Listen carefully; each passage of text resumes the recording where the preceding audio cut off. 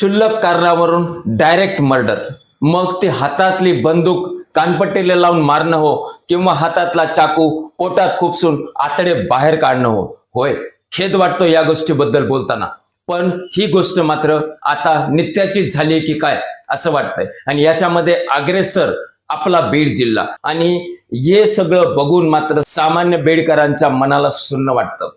पण याच बीडमध्ये मात्र एक चांगली घटना घडली आहे आणि ती घटना घेऊनच आम्ही आज आपल्या समोर येतोय. मी डॉक्टर लड्डा. आजच्या दैनिक लोकप्रश्नाच्या भागामध्ये बीड जिल्ह्यातील राजुरी येथील रोहन बहिर याने पाण्यात वाहून जात असलेल्या एका महिलेचे प्राण वाचवले. तर या संदर्भातली प्रेरणादायक कार्य आम्ही आपल्या समोर घेऊन येत आहोत. गावातून वाहत जाणारी डोंबरी नावाच्या नदीला सप्टेंबर महिना 2021 रोजी पूर आलेला होता आणि मी नदीकाठी गाडी धुण्याकरिता गेलो होतो आणि त्याच ठिकाणी या छायाताई काकू कपडे धुत होत्या. त्यावेळेस त्यांचा पाय घसरला व त्या नदीच्या पुरामध्ये वाहू लागल्या होत्या. मला बघताच मी कोणताच विचार न करता त्यांना बघितलं. त्या क्षणी पाण्यामध्ये उडी घेतली व त्यांच्यापर्यंत पोहोचलो.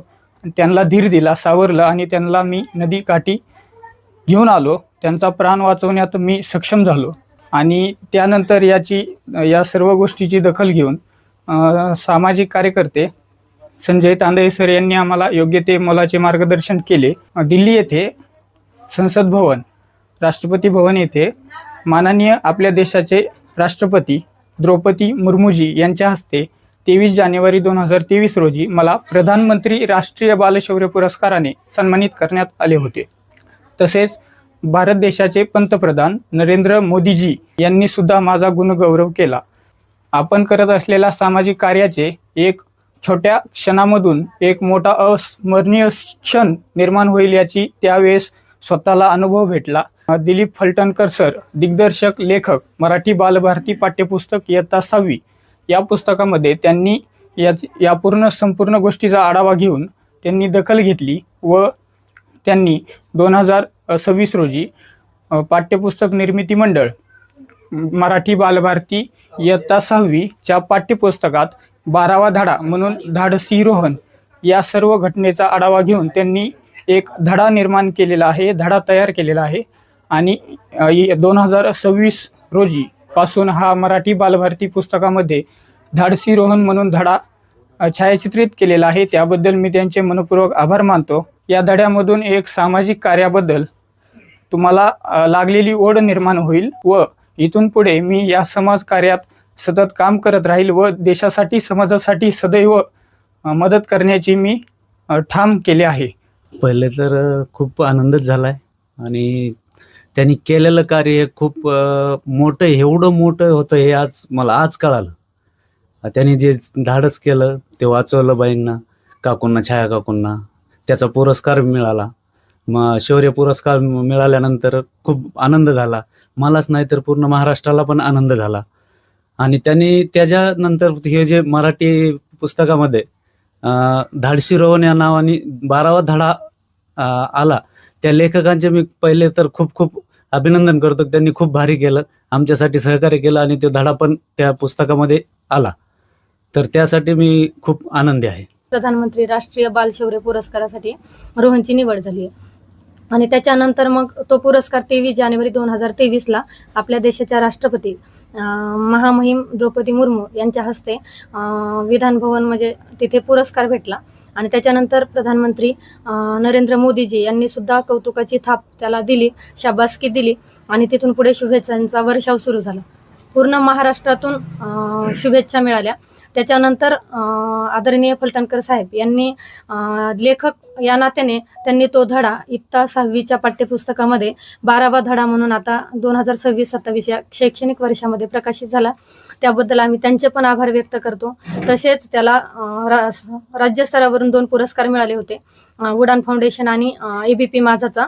त्यांचेही मी आभार व्यक्त करते. 21 सप्टेंबर होता. त्या दिवशी दुपारी मी नदीकडे गेले होते आणि कपडे धुण्यासाठी गेले होते. त्यावेळेस रोहन पण तिथे आला होता सायकल धुण्यासाठी आणि मी धुयला गेले आणि मग कपडे धुता असं टेकवली बादली की पाय घसरला. माझा पाय घसरला तर मी पार बरंच लांब गेले. गटकळ्या खात तोंडामध्ये पाणी आलं आणि मग त्यावेळेस रोहन होता, तर रोहनला म्हणलं, ए बाळा मला दे रे थोडं, हात तुझा हे दे रे, वाचवा वाचवा करायला लागले ना.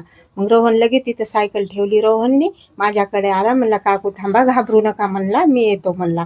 लगेच तो आला. असं त्यांनी स्वतःच्या जीवाची हे नाही केली, पण तो बाळ माझ्यासाठी आला. आणि आज मी त्याच्यामुळंच हे ह्याच्यामध्ये आहे ना, हे आज असते का मी त्या ह्याच्यामध्ये जगामध्ये. तर मला खरंच खूपच त्याचं अभिनंदन ते हे केलं, तर मला खूप चांगलं वाटायला लागलं की असंच यशस्वी मुलगा ह्याला यावा, जन्माला यावा जगात. मी त्याच्यामुळंच आहे, नाहीतर लय हे झालं. आपण पाहिलंय ही घटना मात्र त्या सर्व तरुण डोके माथे फिरू तरुणांना मात्र एक संदेश देते की तुम्ही जे करताय ते चुकीचं आहे.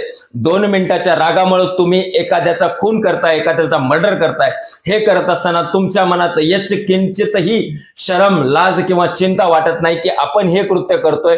याच्यामुळं त्याच्या परिवारावर, त्याच्या घरच्या सदस्यावर, त्याच्या लेकरावर काय परिणाम होणार आहेत हे त्या घरच्यांनाच माहीत. पण हे या उन्हाळ, टवाळखोर, टपोरीबाज युवा पिढीला माहीत नाही. आणि ही सगळ्यात मोठी शोकांतिका आहे. हे पूर्ण महाराष्ट्रात होतंय, पण महाराष्ट्राबरोबर खास करून बीड जिल्ह्यात होतंय. याच्यामुळे असं व्हायलंय की बीड जिल्ह्याची ओळख ही गुन्हेगारी जिल्हा म्हणूनच होते. आणि याला बदलण्याचं काम मात्र तुम्ही, मी, आपण प्रत्येक सामान्य नागरिक एकत्र येऊन काहीतरी चांगलं विचार मंथन करून करू शकतो. आणि हे होण्याच्या मागच्या कारणामध्ये सगळ्यात महत्वाचं कारण हे धाक नाहीच.